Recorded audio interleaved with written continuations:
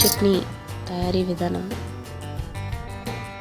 కావలసిన పదార్థాలు: 1 కప్పు శనగపిండి, 1 కప్పు ఉల్లి ముక్కలు, 1 కప్పు టమాటా ముక్కలు, 4 పచ్చిమిర్చి, 4 వెల్లుల్లి రెమ్మలు, 1 అర టేబుల్ స్పూన్ జీలకర్ర, అర టేబుల్ స్పూన్ ఆవాలు, 1 టేబుల్ స్పూన్ పచ్చిశనగపప్పు, 2 రెమ్మలు కరివేపాకు, నూనె 3 టేబుల్ స్పూన్.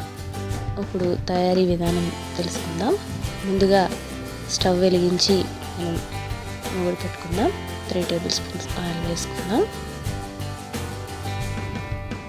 ముందుగా వెల్లుల్లిపాయలు వేసుకుంటే మంచిగా అవి బాగా వేగాలి. వెల్లుల్లిపాయ అనేది బాగా వేగితే అది దాని టేస్ట్ చాలా పెరుగుతూ ఉంటుంది.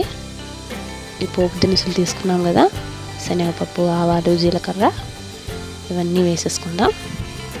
వేసుకొని బాగా వేగిన తర్వాత పచ్చిమిర్చి, కరివేపాకు వేసేసుకుందాం.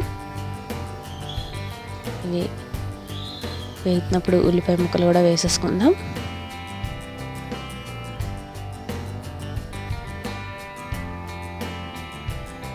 ఇప్పుడు టమాటా ముక్కలు కూడా వేసేసుకుందాం.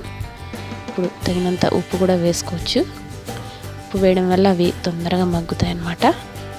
ఇప్పుడు మనం కాసేపు కలిపెట్టుకొని మూత పెట్టేసుకుందాం.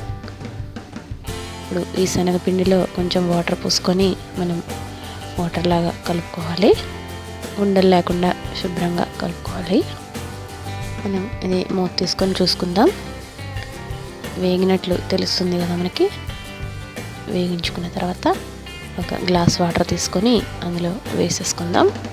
చిక్కగా కావాలనుకున్న వాళ్ళు కొంచెం శనగపిండి ఎక్కువ వేసుకోవచ్చు, లేదా కొంచెం పలుచగా కావాలి అనుకున్న వాళ్ళు కొంచెం వాటర్ ఎక్కువ వేసుకోవచ్చు. ఇది దోశలోకి, పూరీలోకి, ఇడ్లీలోకి చాలా బాగుంటుందన్నమాట.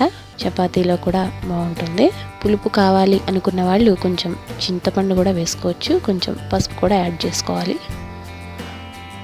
మళ్ళీ మూత పెట్టేసుకుందాం. నీళ్ళు పోసుకున్న తర్వాత ఇవి నీళ్లు మరుగుతూ ఉన్నాయి చూసారు కదా. ఈ నీళ్లు మరుగుతూ అలా ఉన్నప్పుడు ఈ శనగపిండి మనం నీళ్లు పోసుకొని కలుపుకున్నాం కదా, ఇది అందులో వేసేసుకొని ఇట్లా కలిపేసుకోవాలన్నమాట.